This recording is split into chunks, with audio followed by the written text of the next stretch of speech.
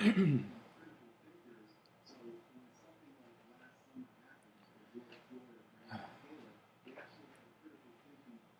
the House of Songo, this is Gaytopix Confessions.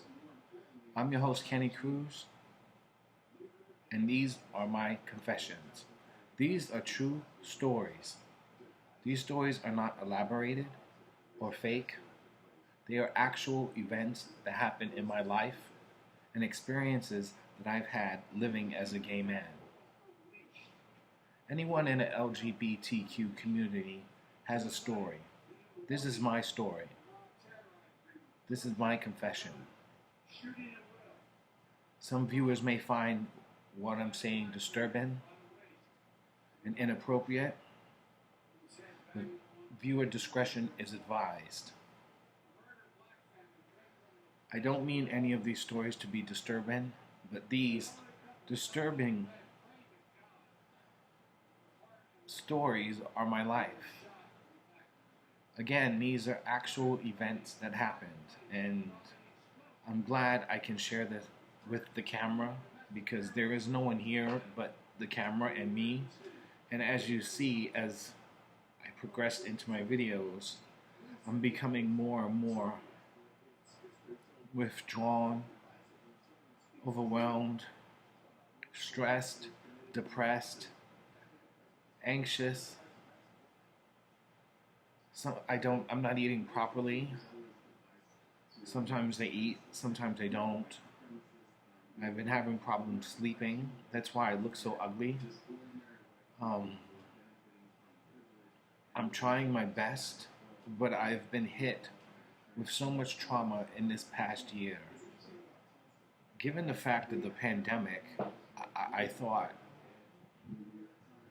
it was okay, but during the entire pandemic, I was nursing my dog of 21 years, BillClinton. I named him after the former president when I came home from the Army, and my superior officers as a sergeant, and I was a sergeant and had some clout and authority. But what I witnessed in Afghanistan and Iraq was nothing short of horror and extreme gore and violence. I'm not allowed to elaborate in detail because, one, I'm using my real name, and two, because it is classified information. So I can tell you certain stories, but not all stories. But on this particular video or episode of Gaytopix Confessions, I want to talk about identity. It is Pride Month, so I want to talk about the struggles I find with my identity. I don't know if I'm a gay man. I don't know, because all of the relations that I've had with gay men were illegal, sometimes short-lived, many of them one-night stands. Even when I filmed with other actors in the porn industry, I never saw them again, whereas other actors become best friends, film multiple movies together, and they've become a family unit. Which is understandable because look at RuPaul's Drag Race. Every one of those queens came from a different place, in a different environment, in a different state. But once they got on the show, they became a family. They became a sisterhood. It's the same thing that works in the porn industry. We work together. We know each other. We see each other as actors. That's what we are. We're doing our job as actors. And it's unfortunate that many people have blocked me and never wanted to associate with me and basically blacklisted me. I was canceled before cancel culture even became a thing. And to this day, I don't know why. So there's that struggle with Poppy Songo. Am I really Poppy Songo? I was Poppy Songo for 11 years of my life, and he's a part of me that I was living 24/7. Like most other porn stars do, especially now with the launch of Just for Fans and OnlyFans. They've become their characters basically 24/7 to make their money and to build their brand. And at one point, I was kind of conflicted as to who I really was. Was I Kenny Cruz or was I Poppy Songo? I still have that problem today, but the reason why I struggled with Poppy Songo was because Poppy Songo was everything I dreamed of being. I dreamed of the fame and the security and the assistant and the notoriety and the friendships and connections and networking opportunities to go further into my career. More importantly, I love visually seeing myself change over the years on film. And to me, it was artistic, even though maybe people would frown upon me for actually having sex on film, but in reality, my family has passed away. So who is going to watch it to condone me? You know what I mean? There's no one I'm hiding from. This is who I am. I thought who I was. And I was succeeding in doing that. And I would spend so many hours in the gym every single day, like 4 or 5 hours, working out to get my body in the best shape as possible so I can audition and won't be denied. But in fact, the opposite happened. I was being denied over and over again and ignored over and over again when applying for work. And I'm a legend. This doesn't happen to legends.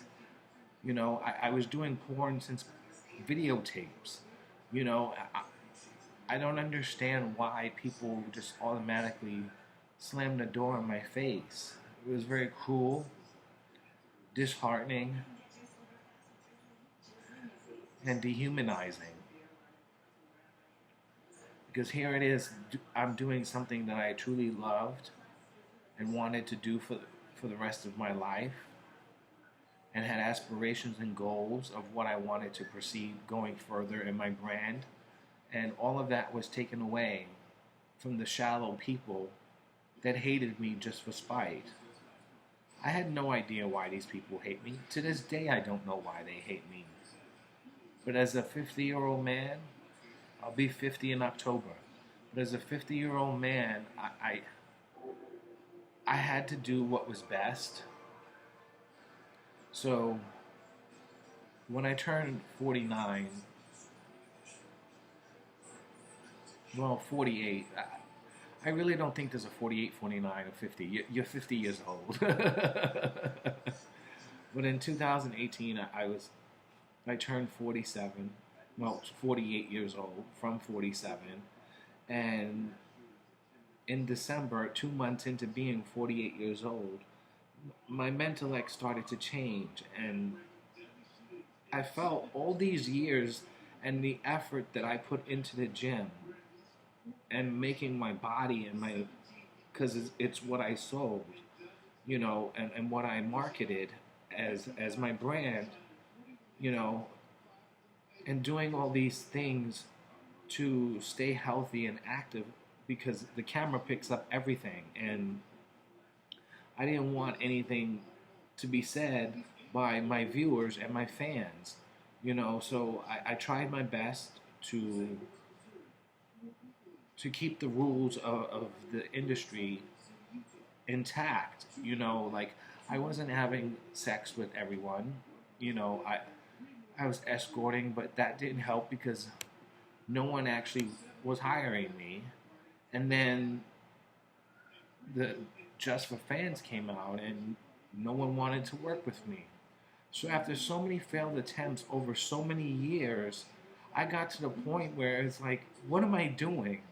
I'm in the gym, not for myself, but to please other people who pass misconceived judgments on me or heard fabricated stories about me and refused to work with me based on those stories. But no one ever actually confronted me about this. No one actually said anything to me, and to this day, I don't know why I was shunned from the very community that I paved the way for many of these young actors to be in. And that's not what you do to a legend. You respect the legend. The legend was there before you and paved the way for you to be where you are because of the struggles that we had to go through to get to where you are today. And the respect was literally gone. No one respected me. No one associated with me. No one wanted to talk to me. So on December 18th, 2018, I decided to do what was best and to go out with like every other Hollywood star. And I took a bunch of pills and I OD'd and I almost died. I'm actually glad the attempted suicide didn't work because I would have felt extremely guilty. I felt, I should say, extremely guilty when I came home from the hospital after being in a mental institution in Bellevue Hospital for 3 months and a coma for 2, that I was very selfish and negligent on my dog, who was actually dying. I've made several videos. That's why I haven't posted on my YouTube, because there's so much footage that I have to get through to post. And when I do post, it's going to be so overwhelming because there's so many videos. And that's why I decided to shift the focus from, the latest headlines and breaking news in the LGBTQ community to focus on my own personal well-being as a gay man. And again, these are my confessions. Some people may find what I'm saying disturbing and inappropriate, but viewer discretion advised. And remember, you're always in the mix with Gaytopix. Again, I'm your host, Kenny Cruz, and these are Gaytopix Confessions.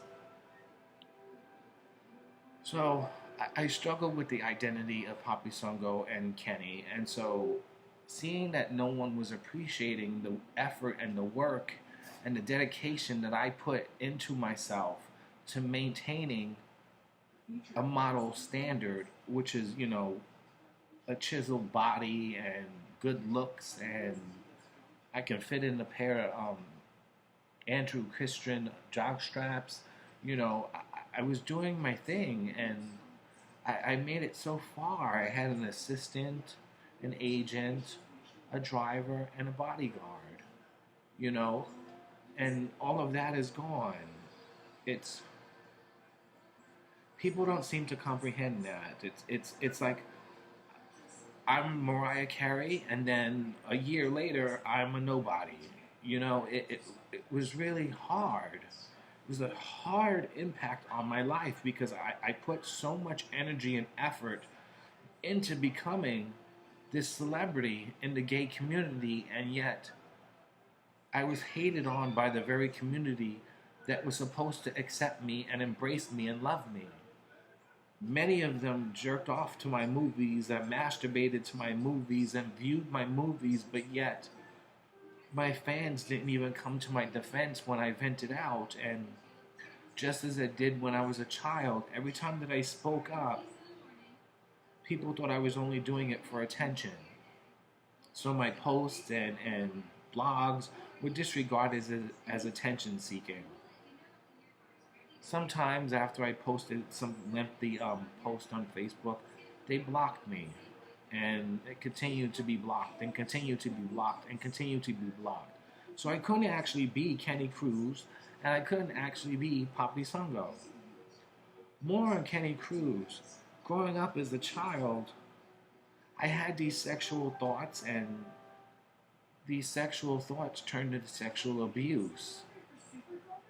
I guess my stepfather saw my vulnerability, as did Uncle Juan, as did Michael, as did Rollerblade Michael. I talked about them in previous episodes, so please check back with previous episodes to know those stories. But this was all before I joined the Army. And it seemed, to me, it seemed that people were more interested in me sexually than they were romantically. And as I came home from the Army, I sought that. And I sought romance and wanted to find somebody, especially a new soldier coming home from the war. Who wouldn't find that attractive? You know, I had something of myself, and I wasn't being investigated into the police department to join the police academy. And during that investigation, I had several jobs and engaged in a lot of sexual activity because when I came home, I hadn't had sex for 9.5 years. And when I came home, I was homeless. I didn't have any family. I didn't know anybody. And the people that I did know, I didn't know how to contact them. And the ones that I did contact, I found out I was blocked, and that includes family members. I was blocked. People just didn't want to talk to me, and it's hard when you have something to say and no one listens. That is the point of these stories, because I'd rather just talk to a camera because I feel the camera is actually listening, and I really do hope this gives me some kind of transparency and comfort in telling my stories, because I have to get out of this trauma. And I'm in a lot of trauma because of what happened this past year.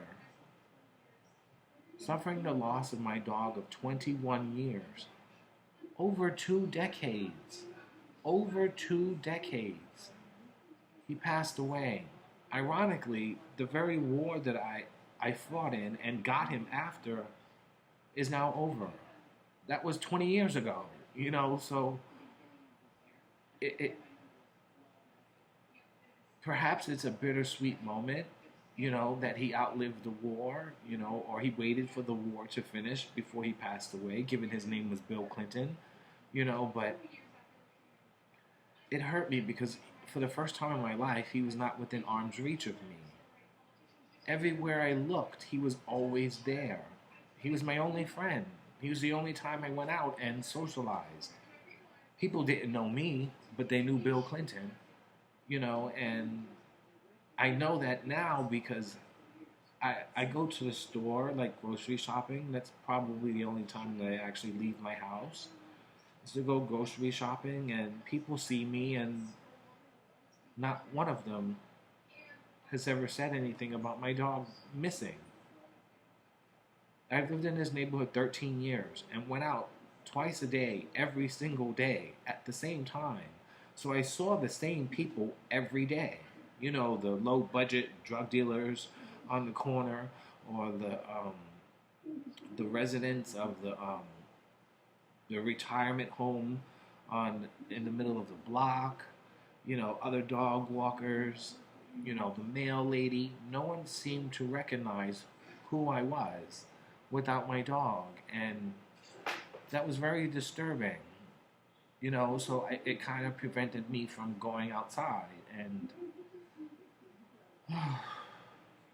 I've become isolated again, stuck inside my room. Back to that room. Every time that I wanted to speak up in my family from the wrongdoings and the dysfunction and being hungry, and I mean that literally.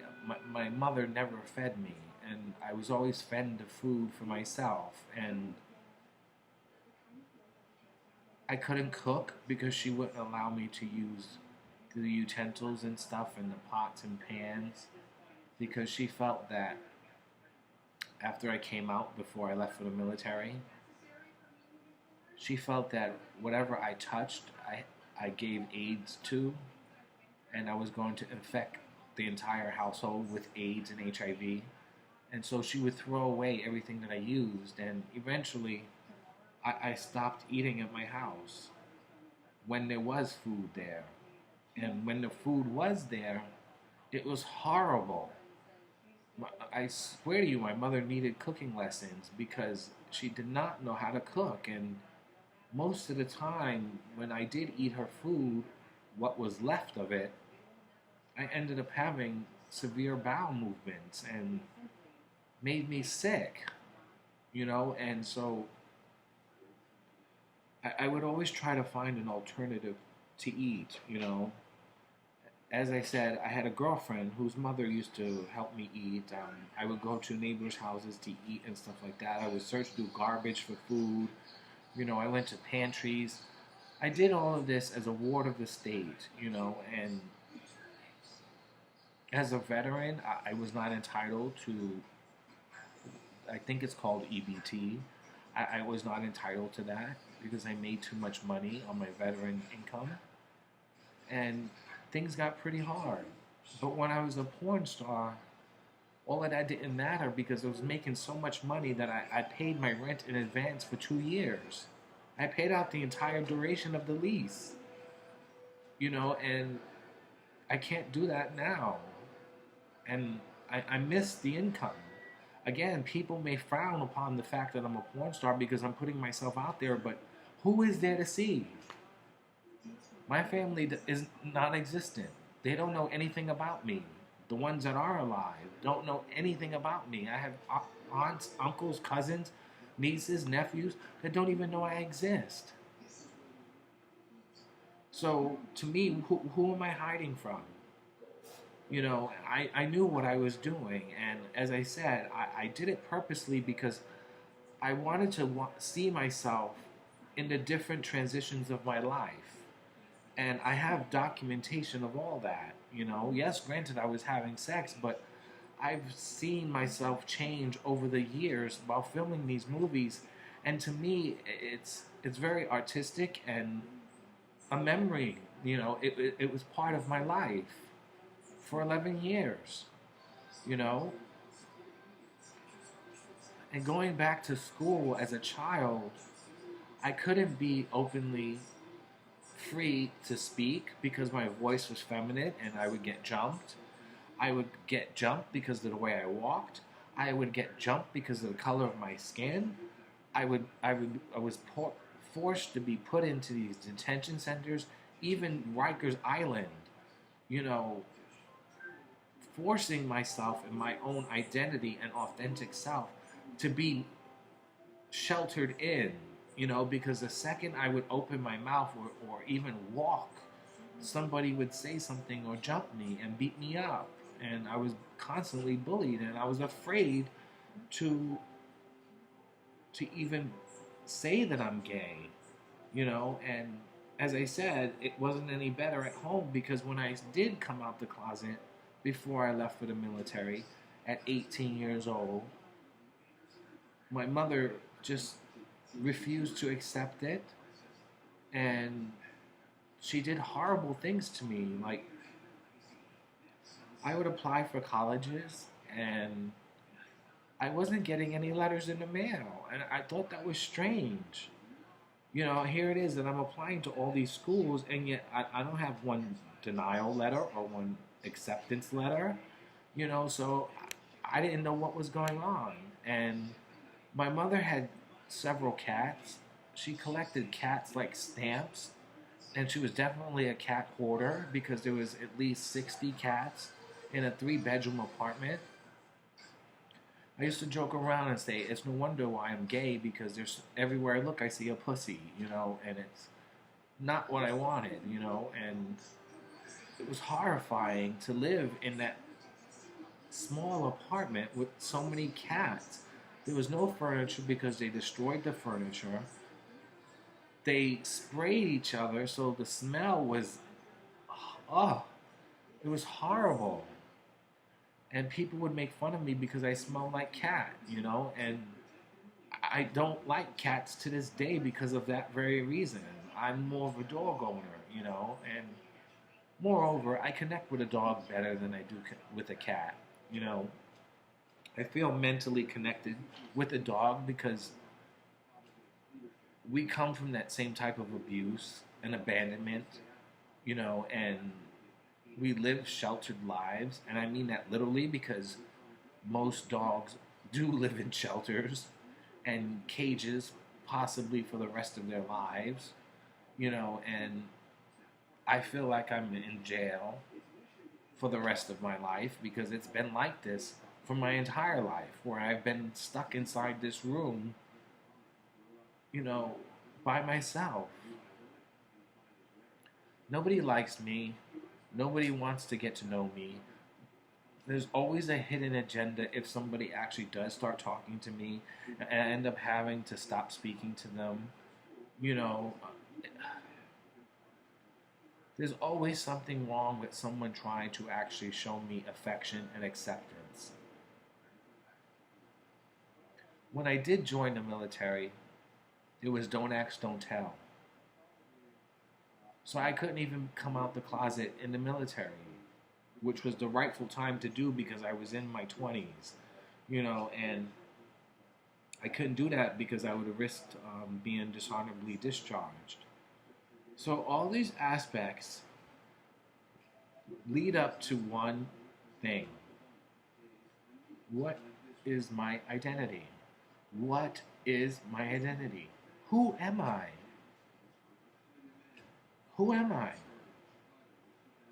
I can't be Kenny Cruz because people don't like Kenny Cruz. I can't be Papi Sungo because people don't like Papi Sungo, and Papi Sungo is now dead. So I can't be a soldier because everything that I was taught as a sergeant in the military is non-existent in civilian life. Kind of like when you go to overseas abroad, let's say you study at Cambridge University or some other Duke University, somewhere abroad. That education is useless here in America.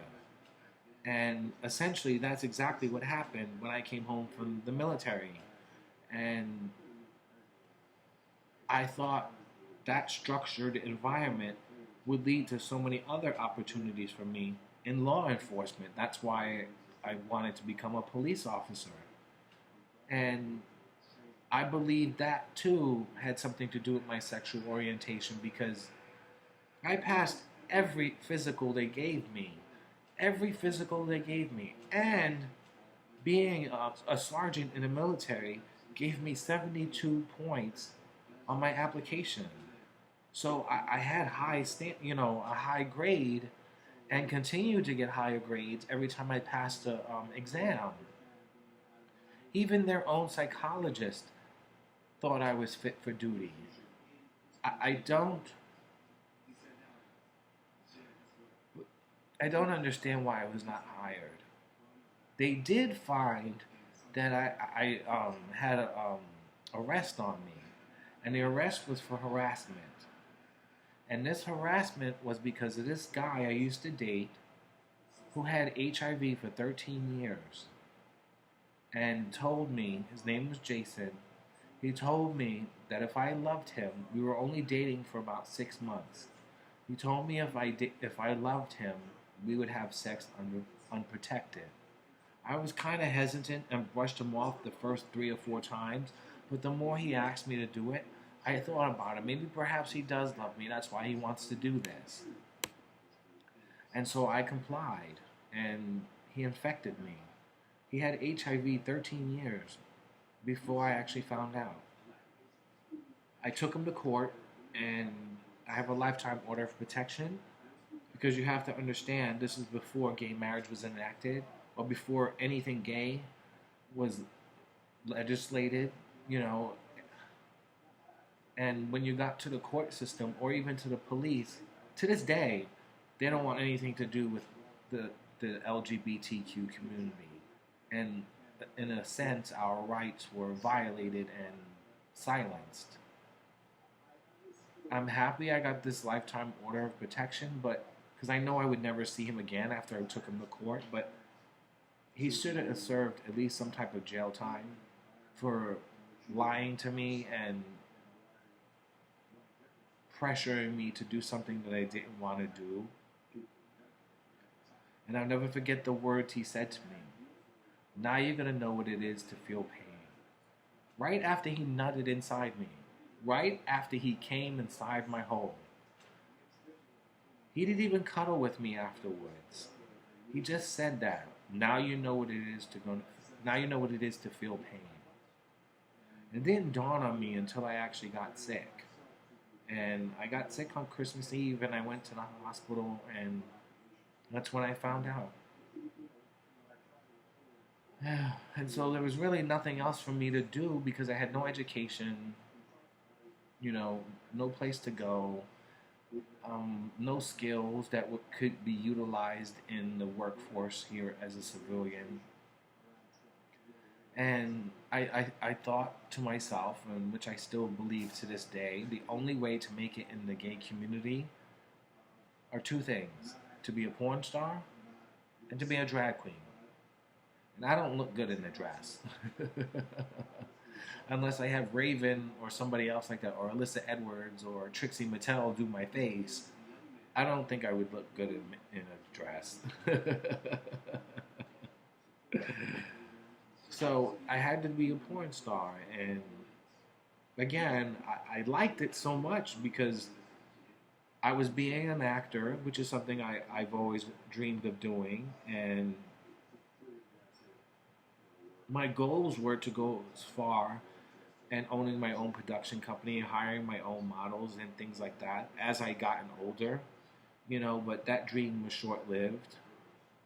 And it was kind of hard on me because these are goals and aspirations and dreams that I had of becoming something and being successful. And yet, because of people's hatred and spite and rumors that were being spread about me, people just avoided me like I was the plague.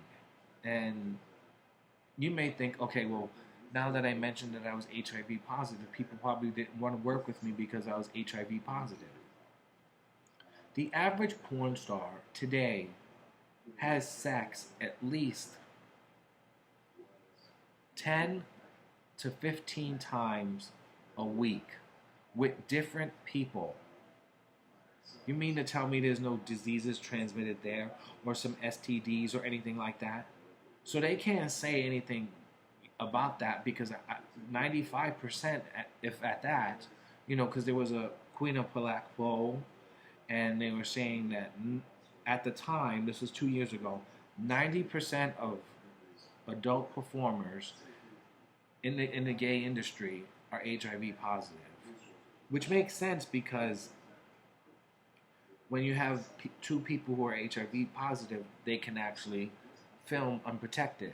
And at the time, filming unprotected was considered a sin and considered biased, and no one was really willing to risk their company, their production company, and their sales and everything like that by having unprotected sex.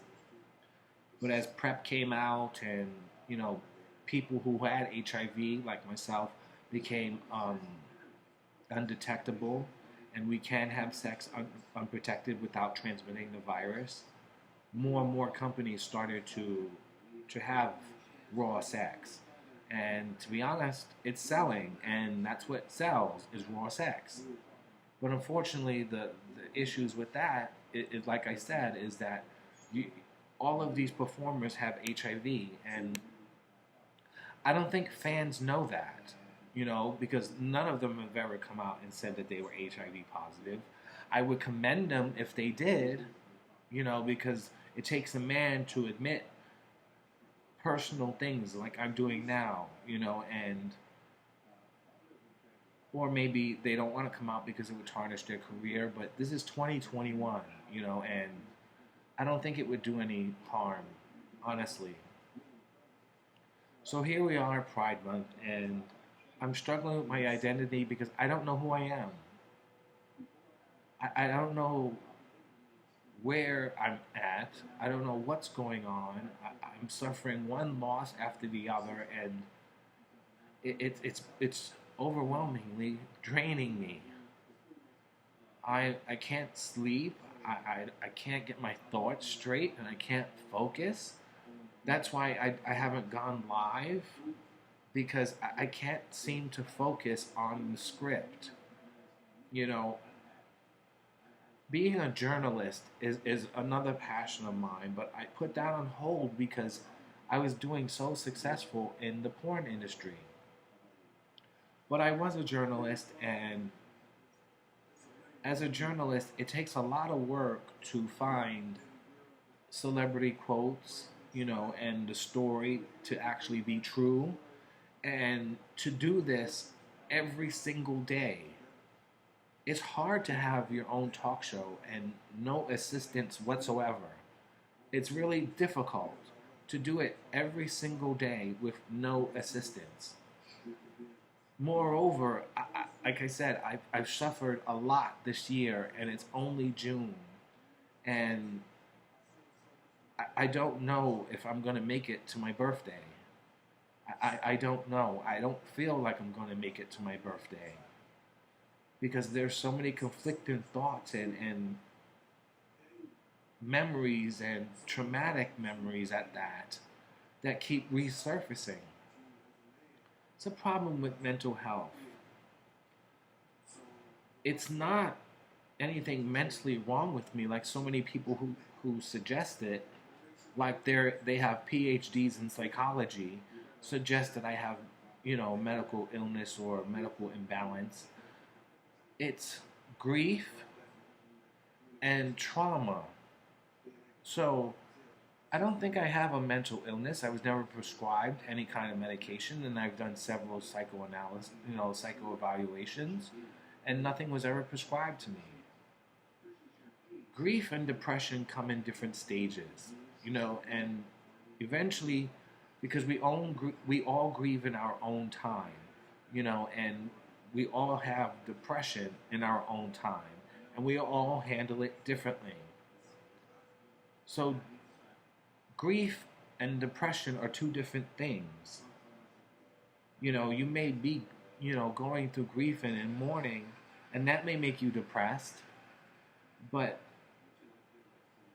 when people don't listen to you, and people don't want to hear your voice, or you're constantly having to repeat your story because no one is listening, that can cause severe depression and a mental illness, and cause your mental health to collapse. And I see that happening because I'm constantly repeating the same stuff over and over again. Moreover, this has been going on for more than 2 decades. More than 2 decades. And continues to happen. And guess what? I'm doing this all by myself. Because, you may say a psychologist or a caseworker or a social worker or a therapist is there for help. No, they're not. Sometimes they're not even listening. They're just taking notes and coming up with their own judgments because they have a degree on you, a degree over you. And sometimes their judgments can be wrong or mistaken, and that's okay. But more likely, people are gonna believe them because they have the degree, as opposed to you, who's just a client or a patient. And I never found therapy to be helpful. I never did. And I've been to over 200. It's not helpful. Groups either, because I found myself in a group once, and I was taking on their problems on top of mine. And it just made me feel even much worse, because that's the type of person I am. I care for others more than I care for myself. Because seeing someone happy and smile makes me happy and makes me smile. Because I know I did what I had to do to help that person out. Unfortunately, nobody helps me out. And I'm all in this by myself. I had my dog BillClinton, and he was there, and he was there through a lot. And I'll get into that in another story, but we went through a lot together, and for over 2 decades, he was my only love. He is the only one who was by my side, who never judged me. He never placed judgment on me. He loved me unconditionally. And that is essentially what I was looking for when looking for a husband or a friend. And I can't even make friends. You know, I previously said another video that someone had the gall to tell me I have abandonment issues. And then they ended up abandoning me. When you say things like that, you can't just disappear. As a human, don't you have any humanity or compassion or empathy toward what this person is going through? Offer some type of advice. Offer some type of clarity. Show me something different. If you think all I see is negative, show me something positive. But no, instead they ended up abandoning me and leaving me all alone in my own thoughts and my own head. And there's nothing worse than being stuck inside your own head. It's you don't know what's right or what's wrong because you don't have an outside opinion. And like I said, sometimes that outside opinion is not valid because this person has a stigma against me, or this person hates me and wants to put me down further so they can seek enjoyment out of that. And then you have psychologists who really don't understand where a gay man is coming from or what the gay culture is like and places judgment on me because of that. Or then you're forced not to come out the closet out of fear of being beaten or judged or bullied or beat up or neglected even further as far as the stigma against HIV and letters in the mail. As I said earlier, I would never get any mail after all these colleges I was applying to. So one day, like I said, my mom had all these cats. One day I chased after a cat, and a cat went behind the couch. And this is before she threw it out. And I'm glad I was able to actually see this because I actually saw my mother for the person that she was and the hateful, vengeful person that she was. She put a slice through or the cats must have put a slice through the back of the fabric of the couch, and they would go inside and hide. Well, I chased this cat inside the couch, and I saw all these letters of acceptance from colleges. My mother prevented me from furthering my career in school and in education. Because by the time I opened the letters, I had a certain date to apply by, and that date was long overdue. And there was no way of contacting them or reapplying, and I lost the opportunity. One of the colleges was Morgan State, Brown University, Medgar Evers College, and Hunter College here in New York. And I was really disappointed because I wanted to go to Hunter, you know. I ended up going to Baruch, but that was because of the Army. So I was very grateful for the GI Bill, and they were able to pay for my education. But because I was fascinated with numbers, so I took up accounting. And unfortunately, when I graduated, this is before computers. So everything was done on paperwork. And by the time I got home from serving 10 years, everything has changed. Everything was computerized, and it was, the education that I learned was basically useless. And to this day, a bachelor's degree is gonna get you nowhere. And I tried to apply for other schools, and I just didn't have the financial aid or resources to do so. And I was stuck, like I am now. And without education, without skills, without qualifications, what was there to do other than porn? I didn't need an education. I just knew how to act. And I knew how to act from being in high school. So I love watching myself and going through the process of filming and everything like that. And I thought I would make friends, but that was a reality that was short lived. And I never saw these people again, you know? And they never wanted to work with me again. So who am I? What is my identity? I don't have sex. I haven't had sex since 2012. I've even gone on several websites, you know, like apps and stuff, looking for sex, and sometimes I would be on there 2 3 days, just 24 hours, like looking and actively looking, and they were always excuses why. I'm like, well, why are you online if you're not looking, you know, or why are you online if you don't want a friend or pursue going on a date, you know.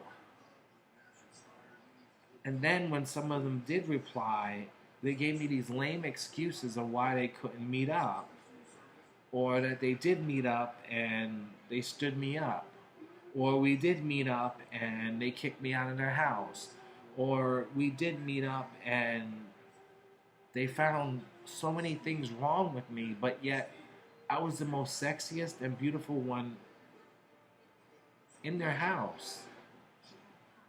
You know, I mean, I don't think I would have gotten their attention without being beautiful, you know? But somehow, some way, when they saw me in person, it was completely different, you know? And I was always the hottest one, even hotter than the one that I was actually, you know, applying to online, you know, because I did have to settle for less because I didn't know what was happening or why people didn't find me attractive or want to go on a date with me. I remember the last movie I went to. It was Harry Potter and the Goblet of Fire. That was the last movie I saw in theaters.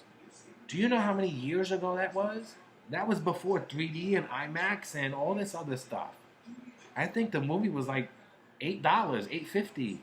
I don't know what it is now,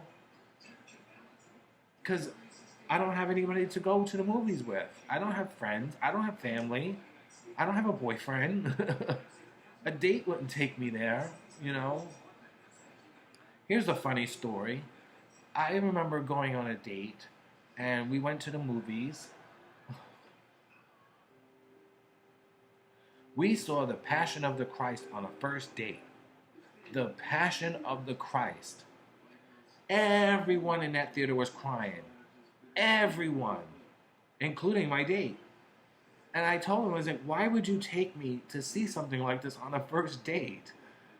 Oh, I thought it would be a good movie, you know, to learn about Jesus and stuff. Like, I know what Jesus went through, you know, but after actually seeing it visually, I felt so guilty for the sins that I committed to make Jesus be beat like that.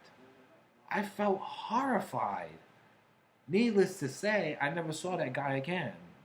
But you took me to a really disturbing movie. It wasn't even like a horror movie where I can grab and hold you, you know, but it was a movie where I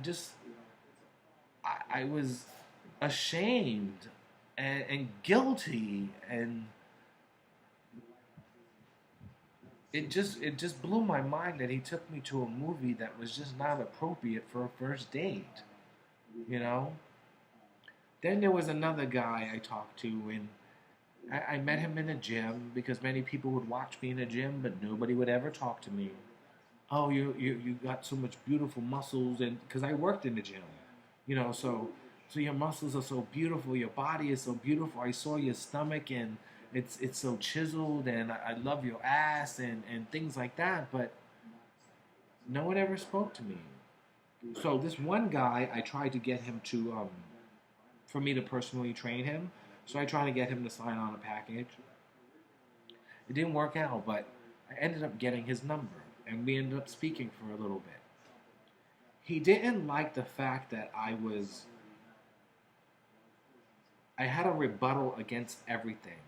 I can't remember specific conversations, but every time that I had a conversation, he kept saying, "This is why I don't want to pursue anything with you because the way you're thinking is not right." But wait, the way you think is right? We are all entitled to our own opinions. That's what a good debate is, and I love me a good debate. And yes, like I said in previous episodes, I look and see things differently through life than what everyone else sees. That's who I am as an individual. That's who I am as a Libra. I see things differently, and now as I get older, I see them much different. And what makes his opinion so right and my opinion so wrong? Now, to me, if you want to pursue a relationship, we would find common ground somewhere.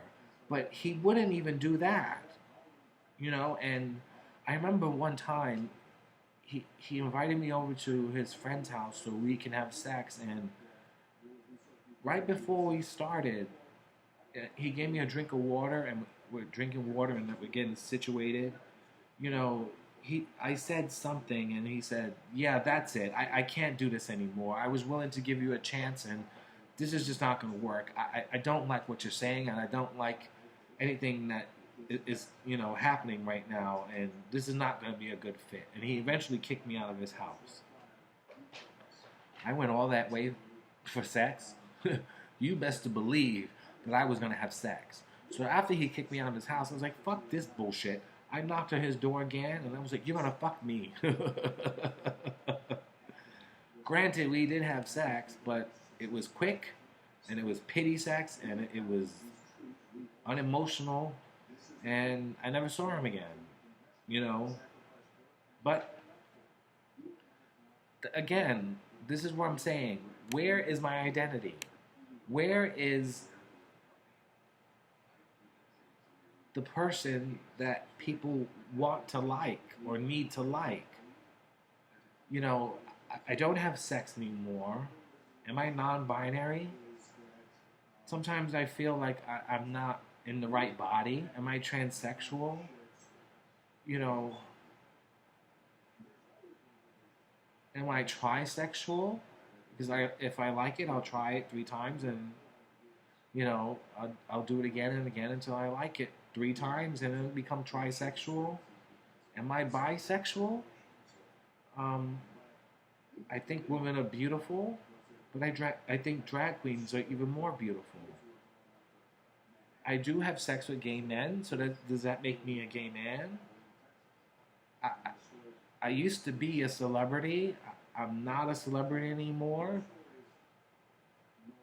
I'm trying to be my authentic self, and that's not working either. So, who am I? What is my identity? How am I supposed to be celebrating Pride if I don't know what I am or what my identity is? If I were to give myself a grade, it would have to be incomplete, because there's a lot of work to be done here to find my true self, and I haven't gotten to that point yet, so the grade is incomplete. And it's kind of hard because I'm 50 years old and I haven't realized that yet. But again, as I kept repeating in other episodes, other people's actions made me who I am today. People's like, "Oh, you can't blame other people," but